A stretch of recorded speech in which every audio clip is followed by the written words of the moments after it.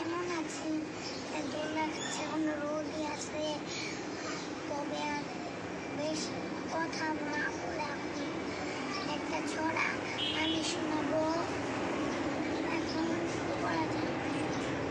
Train Shamsur Rahman, ঝকঝকা ঝক train চলেছে রামপুরে, ওই train চলেছে ট্রেনের বাড়ি কই, জেলায় ফের ছুটে যায় মাঠের পর, ফুলের উপর বাজনা বাজে ঝনঝনা ঝন।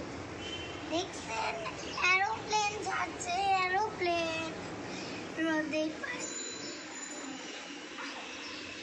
এরোপ্লেনের ঠিক চাকা নাই, যাচ্ছে না রোদে।